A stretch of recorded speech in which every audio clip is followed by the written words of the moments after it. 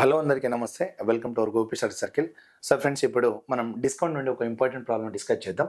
మరి ఇక్కడ ఇచ్చినటువంటి క్వశ్చన్ ఏంటంటే, for every set of 19 kites sold, A vendor gives 1 kite extra free of cost. In order to give a discount of 10%, the number of extra kites he should give in sale of 27 kites to the nearest integer is అంటున్నాడు. So చూడండి, విక్రయించిన ప్రతి 19 గాలిపటాల సెట్కు మరి ఒక వ్యాపారి ఒక గాలిపటాన్ని ఉచితంగా ఇస్తాడు. మరి 10% డిస్కౌంట్ ఇవ్వడానికి 27 గాలిపటాల అమ్మకంలో అతను ఎన్ని అదనపు గాలిపటాలు ఇవ్వాలి? మరి సమీప పూర్ణాంకానికి చెప్పమంటున్నాడు, అంటే నియరెస్ట్ వాల్యూ తీసుకోవాలి. ఇక్కడ కాన్సెప్ట్ ఒకటి షార్ట్ కట్ చూడండి. మనం ఏం లేదు, చాలా సింపుల్గా వెళ్ళచ్చు. ఫస్ట్ అతను సేల్ చేసింది ఎంత అంటే ఎన్ని 19, ఫ్రీ ఇచ్చింది ఎంత? ఫ్రీ ఇచ్చింది ఎంత అంటే 1. సో ఇక్కడ మనం డిస్కౌంట్ ఉంటేనే మనకి MRP, cost price, selling price పైన డిపెండ్ ఉంటుంది. సో ఇక్కడ ఎంఆర్పి అనేది తీసుకుంటే, ఇక్కడ సెల్లింగ్ ప్రైస్ అనేది తీసుకోండి. ఇక్కడ ఒకసారి జాగ్రత్త చూడండి. So MRP, selling price. ఇప్పుడు నేను ఇక్కడ షాప్ అండి. సో ఇప్పుడు నాది షాప్ ఉంది, నేను 19 kites సేల్ చేసిన, బట్ ఒకటి ఫ్రీ ఇచ్చిన. అంటే నా దగ్గర టోటల్ ఎంత? సో 20. అది ఎంఆర్పి కింద తీసుకోవాలి. సో 20 kites అనేది ఎంఆర్పి కింద తీసుకుంటాం. కానీ సెల్లింగ్ కింద మనం ఎంత తీసుకోవచ్చు? 19 కింద తీసుకోవచ్చు. ఇది 20, ఇది 19 అన్నట్టు అర్థమవుతుందా? అప్పుడు ఇది 20, ఇది 19 సేల్ చేసినాం, ఎందుకంటే ఒకటి ఫ్రీ ఇచ్చినాం కాబట్టి. అప్పుడు ఎంఆర్పి కింద 20, సెల్లింగ్ కింద 19 రాస్తాం. మరి మనం ఇచ్చిన డిస్కౌంట్ ఎంత అంటే 1. ఇచ్చిన డిస్కౌంట్ ఎంత అంటే 1. దేనిపైన ఇస్తాం డిస్కౌంట్ అంటే? ఎంఆర్పి పైన ఇస్తాం.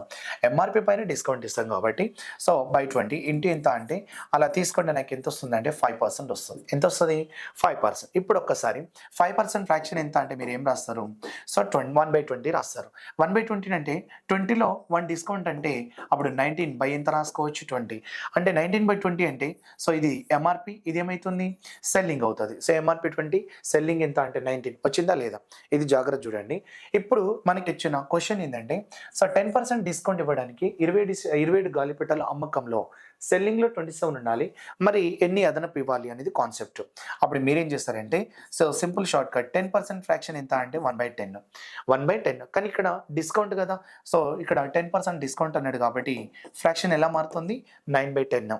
అప్పుడు ఇక్కడ నేను 20ని ఎంఆర్పి, 19ని సెల్లింగ్ అనుకున్నా కదా. ఇక్కడ సో 10ని ఏమనుకోవచ్చు? ఎంఆర్పి. ఇది 9 ఏమనుకోవచ్చు? సెల్లింగ్. అప్పుడు నేను ఏం రాస్తున్నా అంటే, ఎంఆర్పి సెల్లింగ్ అన్నప్పుడు ఎంఆర్పి 10 అయితే సెల్లింగ్ ఎంత? 9 అన్నప్పుడు. సో ఇక్కడ 20కి 20, 19కి 90, ఈచ్ 1 మల్టిప్లై అయింది. ఇక్కడ మీరు మరి వాడు సెల్ చేసింది ఎన్ని kites అంటున్నాడు? 27 kites. మరి 27 kites అయితే 9 3s సెల్లింగ్ రేషియో. అప్పుడు 10 into 3 ఎంత అంటే ఎంఆర్పి కింద ఎంత ఉండాలి? 30 ఉండాలి. సో అమ్మింది ఎంత? 27. అంటే అతను ఫ్రీకి ఇచ్చింది ఎంత అని తీసుకుంటారు మీరు?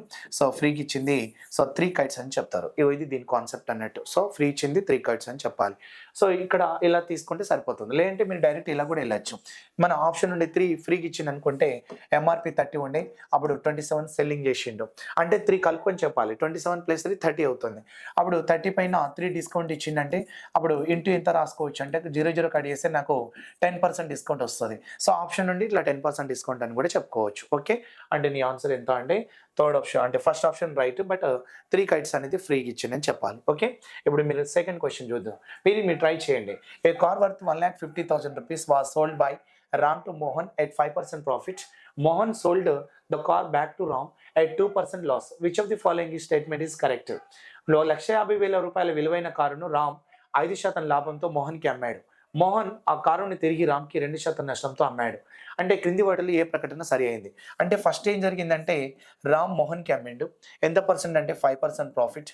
ఆ తర్వాత నెక్స్ట్ ఏం జరిగిందంటే మళ్ళా అదే మోహన్ మళ్ళీ ఏం చేసిండంటే రామ్ కమ్మిండు.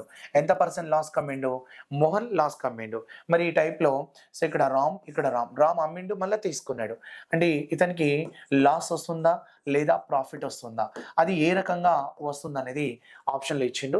మీరు మీ ఆన్సర్ని కామెంట్ రూపంలో తెలియజేయండి. సో మీకు అర్థమెటిక్ ఫుల్ కోర్స్